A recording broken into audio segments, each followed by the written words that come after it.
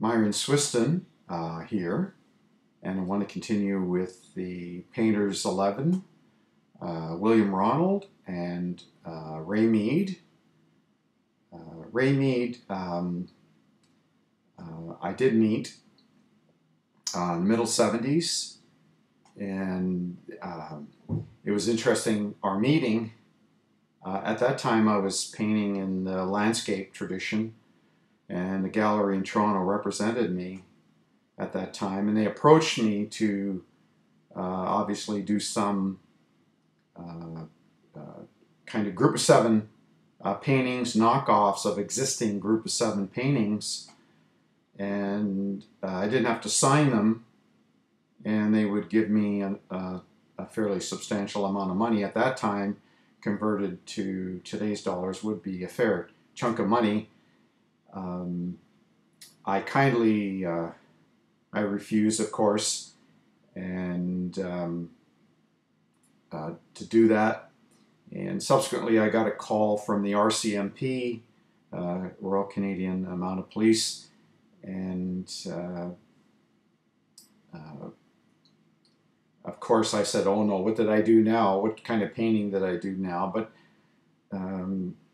they asked me to come and pick up my paintings. This was the middle 70s. And at the same time, Ray Mead was also coming to pick up his paintings from this gallery. And so that was our first, my first meeting with Ray Mead. And it was, at that time, of course, Ray Mead was known to me, but I had known more about the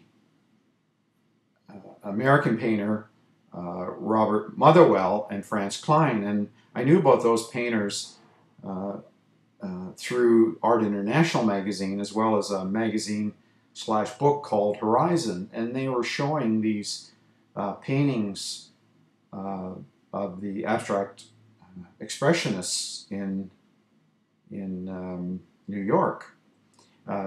Little did I know, upon meeting Ray Mead, of course, he was painting and being influenced by the abstract expressionists at that time, and painting in a similar fashion, perhaps you might say, but using his own words and his own vision in space, very similar to Robert Motherwell. And our meeting, we had a good meeting, and we picked up our paintings from a warehouse where these paintings were taken.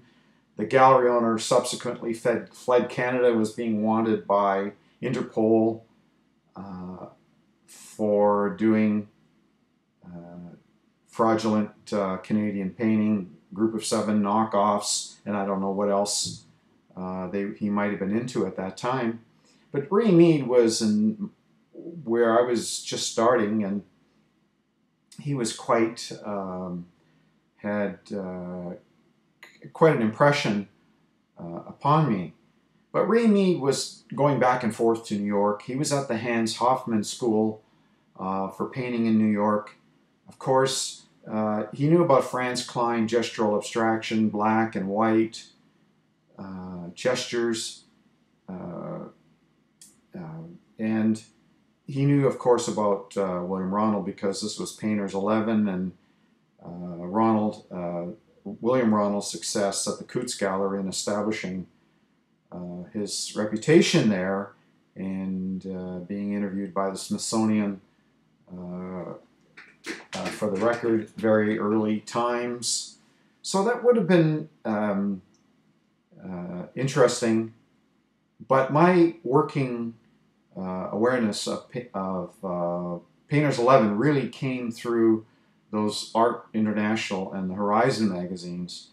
Again, we're looking just a little bit prior to availability of computers and mass technology. Of course, there was some book publishing going on with color and color prints, but it was still, Canada was still quite new to these voices in the wilderness. Of course, they were having, after they got established, Robert Fulford, his endorsement, Clement Greenberg's endorsement of Canadian painters, and success achieved by William Ronald in New York.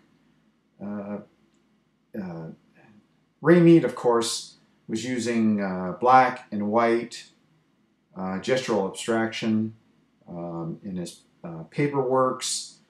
He also was doing large gestural abstraction on a color field, quite spatial, with marks and shapes, perhaps not unlike what Motherwell was doing, but with his own iconography. Of course, William Ronald was a much more flamboyant, extroverted person, so people knew that he was around in the physical presence wherever he traveled. The Coots Gallery got him going. He stayed in the lyrical, gestural abstraction, pure color, thick paint, thick oil paint, and he stayed throughout his career in abstraction. It didn't really leave abstraction, only for a moment, and even there he painted the Canadian Prime Minister series. So even there, though, they were abstracted portraits of a Canadian Prime Minister. Of course, Pierre Elliott Trudeau was one of those. But William Ronald and the Painters 11 in Toronto area were selling out complete shows at that time. We're talking 70s, 60s, 80s. These guys, these artists were selling work and sellout shows to really show the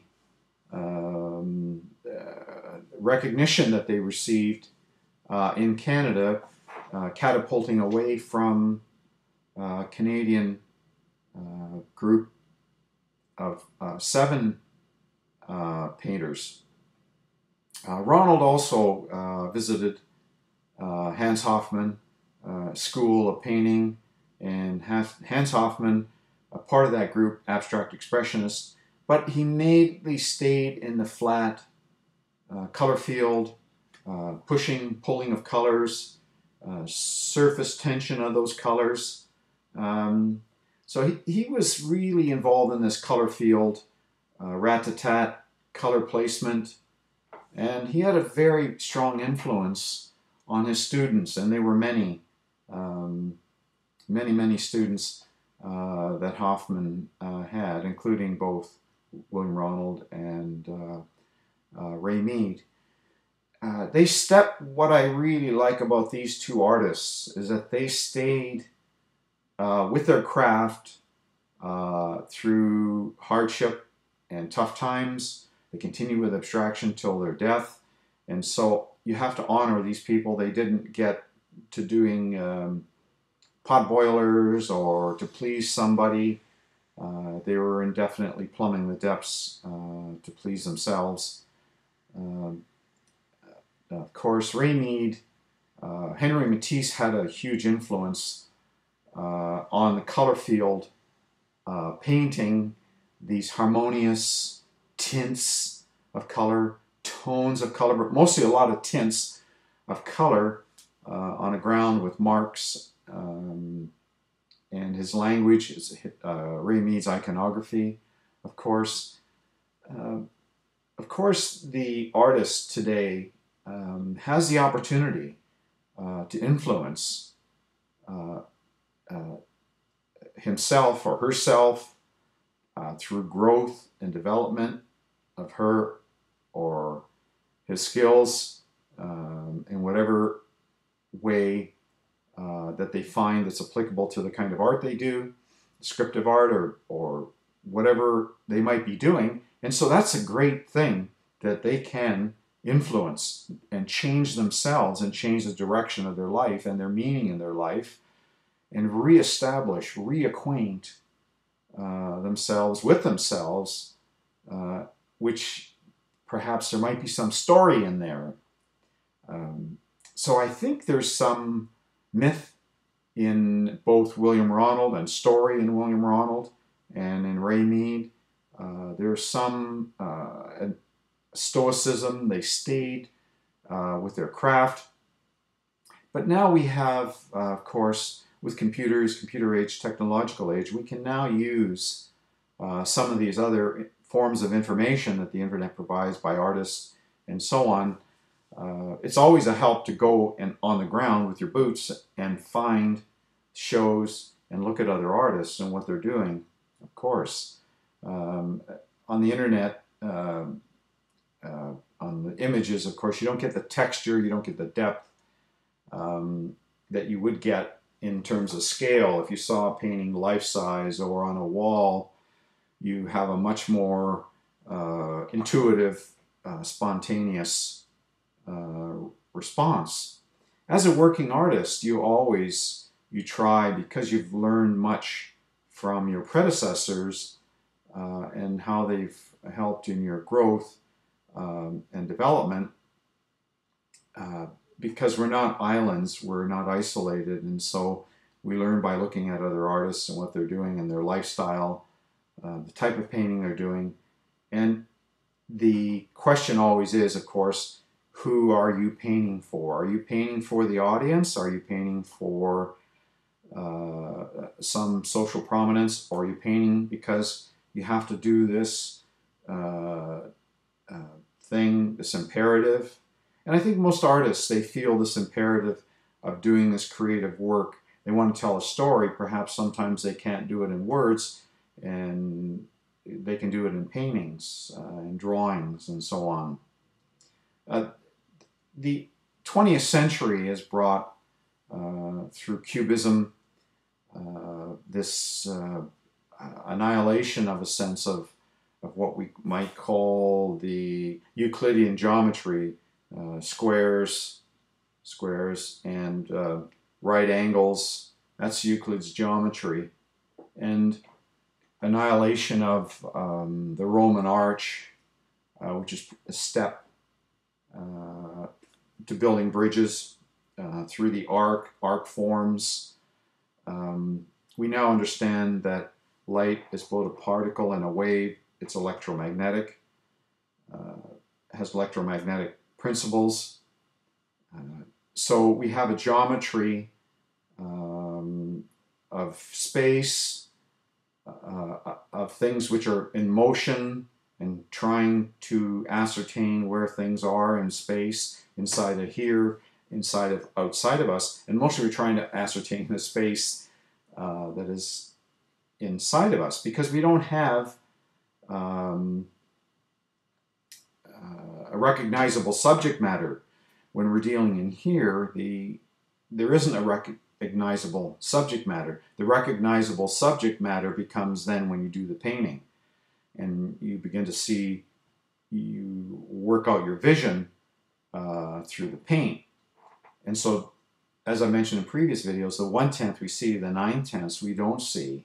And so if you tell the story of this 9/10 through paint and drawing or some creative form, you can begin to tell your story and connect and to give back that which you were given and have been given by other artists, by the community in which we live. I mean, the conspiracy is this. It isn't a conspiracy against tearing things down. The conspiracy is to bring about birth. The conspiracy is to bring about enlightenment. The conspiracy is to open the doors, open the windows, open the passageways, so that we can see reality, a new reality, and we can talk about this reality of interconnectedness. In my previous videos, one thing, it's an egg, it's a bird, it's a tree, it's a butterfly. The inner workings, the inner dynamic, the inner spirit that Paul Klee was talking about. So you have a responsibility not only to yourself, for sure, but you have a responsibility to give to the society in which you live through the imperative of what you are, and put back something of what you've been given. Of course, when you have an identifiable subject matter, that's a lake, that's a house, that's a tree, the audience has is an easier time to say a tree is a lake, and so on. With somebody, Marc Chagall, floating bridesmaid, bride, groom, floating in space, animals floating, the dreamscape, that we have this capacity to escape gravity, the pull of gravity. And this 20th century, then, we have an opportunity to realize that we do have this huge body. And this body is not necessarily a physical body, it's a metaphysical body. And it exists and demands of you, the artist, to then talk to this body and talk to other bodies that are in your vicinity. Ray Mead was always talking to me about the cost of materials, and he liked the cadmium red. I always had a laugh. I said, Ray, how much are you getting for this painting? And how much did you pay for that red? And I said, well, and then he just smiled. He was always complaining about the cost of materials. But Ray Mead was always painted very thinly. He never used a lot of paint. He painted in a very thin manner, very thorough manner, almost in a, what you might say, a Zen state, a meditative state. Whereas William Ronald, on the other hand, he just went at the painting. It wasn't a meditative state. It was action, and to destroy or to have a metamorphosis, a transformation in his character, and he had that magnetism about him. And of course, it was great to see the success. I went to many of these shows that the Painters 11 had, every opportunity that I had, and I liked to see that they were selling work, and it was honest work, it was good work, and you know, there are fringe members to this whole group. I might talk about those another time, who were, including myself, influenced to some degree by the Painters 11 via American abstract painting. My own awareness came through American abstract painting to become aware of the Canadian abstract painters, Painters 11, because the media had picked up on the wild beasts in New York at that time. So it was a different, much different access for me. But I did meet William Ronald, a number of times, and he was flamboyant, big beard, big hair, and he was always energetic and talking about art and what he was doing.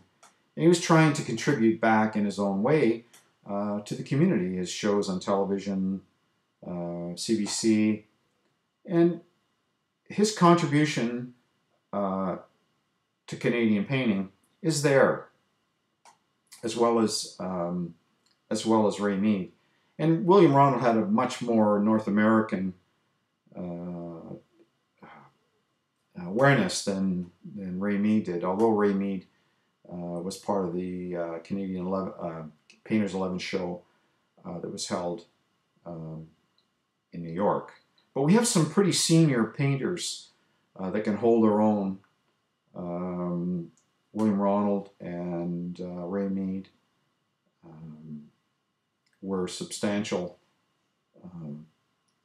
painters, and I knew from firsthand how they loved very much what they were doing, and obviously they didn't have their mind on a goal. Their goal was to get to that day and do that painting and get through that and do what they had to do.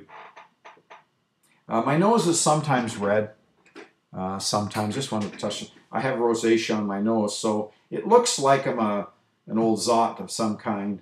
But that's just because I have rosacea. It comes, sometimes it's more brilliant, sometimes it disappears. But it always makes my nose red, and people might think I'm an old zot, but I'm anything of that. I am not an old zot. Thank you so much again. I'm going to talk to you soon. Bye for now.